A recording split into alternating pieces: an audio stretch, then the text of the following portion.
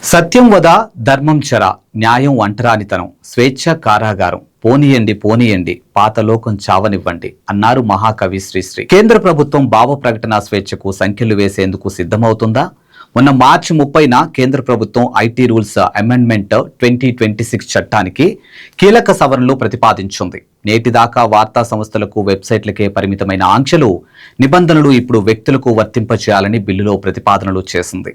ఒక సాధారణ పౌరుడు లేదా సోషల్ మీడియా ఇన్ఫ్లుయెన్సర్ పెట్టే పోస్టు సవ్యంగా లేదని కేంద్రం భావిస్తే ఇక వారికి నేరుగా నోటీసులు పంపవచ్చు. నోటీసులేం కర్బా, ఏలిన వారు తలుచుకుంటే నేరుగా జైలుకే పంపొచ్చు. ఇక మీదట మనకు భావ ప్రకటనే కాదు, మన బాధలు చెప్పుకోవాలన్నా స్వేచ్ఛ ఉండదు. ఐటీ రూల్స్ అమెండ్మెంట్ 2026 చట్టానికి కేంద్రం తాజాగా కొన్ని సవరణలు తెస్తూ ప్రతిపాదనలు చేసింది.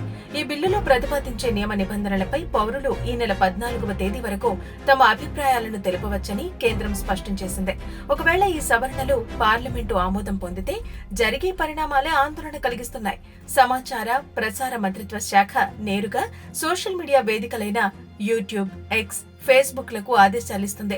నోటీస్ ఇచ్చిన 3 గంటల్లోగా ఆ సమాచారాన్ని తొలగించాలి. పోస్టులు పెట్టేవారికి చట్టపరమైన రక్షణలుండవు, పైగా క్రిమినల్ చర్యలకు అవకాశాలున్నాయి. ఇటీవలే వెలువడిన ఈ ప్రతిపాదనలు డిజిటల్ మీడియా, పౌరుల భావ ప్రకటన స్వేచ్ఛపై పెద్ద చర్చకు దారితీశాయి. ఇంటర్నెట్ ఫ్రీడమ్ ఫౌండేషన్ లాంటి సంస్థలు ఆందోళన వ్యక్తం చేశాయి. ఈ చట్ట సవరణలో పౌరుల గొంతు నొక్కే ప్రయత్నమేనని నిరసిస్తున్నాయి. రాజ్యాంగంలోని ఆర్టికల్ 19(1)A ప్రకారం స్వేచ్ఛ ఉన్న 19వ అధికరణం 2 కింద పరిమితులున్నాయి. ఇటీవల ప్రభుత్వ వ్యతిరేక పోస్టుల పేరిట కేంద్రం 20కి పైగా యూట్యూబ్ ఛానళ్లను బ్లాక్ చేసింది. ఏఐ సాయంతో పెట్టే డీప్ ఫేక్ వీడియోల మీద ఎక్స్ లాంటి వేదికలకు హెచ్చరికలు జారీ అయ్యాయి. ఈ ఏడాది మార్చిలో జరిగిన అనేక పరిణామాలపై ప్రధాని మోదీని ఎగతాళి చేస్తున్నట్టు భావించిన వ్యంగ్య వీడియోలు, మీమ్స్, కార్టూన్లు, రాజకీయ విమర్శలను కేంద్రం తొలగించింది. ప్రధాన న్యాయమూర్తినే అవమానించవచ్చా? అలాంటి శక్తులకు శిక్ష ఉండదా? నెహ్రూ, ఇందిరాగాంధీలను క్యారెక్టర్ అసాసినేషన్ చేసే పోస్టులను అలాగే ఉంచొచ్చా? చరిత్ర పాఠ్యాంశాల్లో మొఘల చరిత్రను తొలగించినా పర్వాలేదా? స్వతంత్ర ఉద్యమానికి నాయకత్వం స్ఫూర్తినిచ్చి జనాన్ని కదిలించిన మహాత్మా గాంధీ పేరునే తుడిచేస్తుంటే రాజ్యాంగ పరిరక్షకులు స్పందించరా? భావ ప్రకటన స్వేచ్ఛ ప్రాథమిక హక్కు అయినా అది అశ్లీలత, దేశ వ్యతిరేక కార్యకలాపాలను దారితీయరాదని సుప్రీంకోర్టు 2025 నవంబర్లో సూచించింది. అయితే నియంత్రణ వ్యవస్థ, ప్రభుత్వ ప్రభావం లేకుండా ఉండాలి సర్వోన్నత న్యాయస్థానం సూచించింది. కానీ వాస్తవంగా అమలు జరుగుతుందేమిటి? సోషల్ మీడియా మీద ఆంక్షలు పెరుగుతున్నాయి.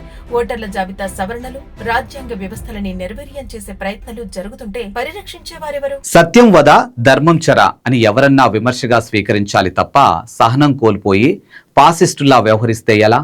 రాజ్యాంగం ఇచ్చిన భావ ప్రకటనకు హద్దులు గీసి సుద్దులు చెబుతారా? అధికారంలో ఎవరున్నా జనం అంధకారంలో ఉండకూడదు. ప్రజాస్వామ్యానికి 4 స్తంభాల్లాంటి మీడియా మీద ఆంక్షలు, సంఖ్యలు వేస్తే దేశాన్ని ఎవరు కాపాడాలి? ఇలాంటి మోర్ అప్డేట్స్ కోసం చూస్తూనే ఉండండి ప్రగతి మీడియా.